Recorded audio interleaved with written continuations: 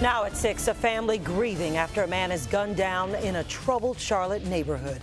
Good evening, everyone. I'm Sonia Gann. And I'm Dave Wagner. That cold-blooded killing took place at a home on Peach Park Lane in Peachtree Hills. This area has battled crime, and Chief Rodney Monroe wants more of a police presence there. Crime Tracker 36 reporter Natalie Dick is live from the scene tonight with that story. Natalie? Yeah, this is a really hard one, Dave, and crime is actually the reason that the victim's family here was planning on moving out of this neighborhood.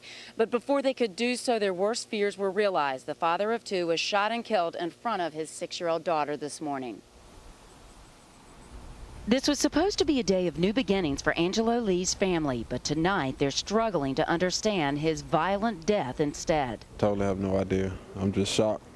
On the very day the family planned to move out, to relocate to a safer neighborhood where the kids could play, the father of two, a loving dad, was shot and killed by two armed men as he was about to walk his first-grade daughter to her bus stop. The violence needs to stop, and it's time for it to stop. The Peachtree Hills community has been plagued with crimes over the last year. 45 burglaries along these streets in just the last 6 months.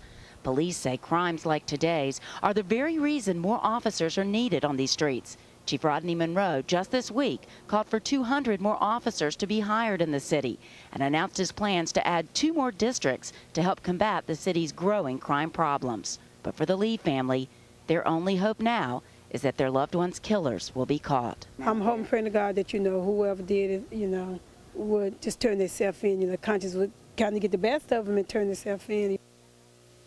And police are continuing their search for suspects tonight. So far, though, they have very few leads in this case. They do have a description of the vehicle that those 2 suspects drove off in earlier this morning. That happened around 7:45. That vehicle is described as a dark blue sedan, possibly a Chevy Impala. They say it was the year 2000 or newer model. If you have any information, you are asked to obviously call police. Reporting from Northwest Charlotte from the Mobile Newsroom, I'm Natalie Dick for News Channel 36.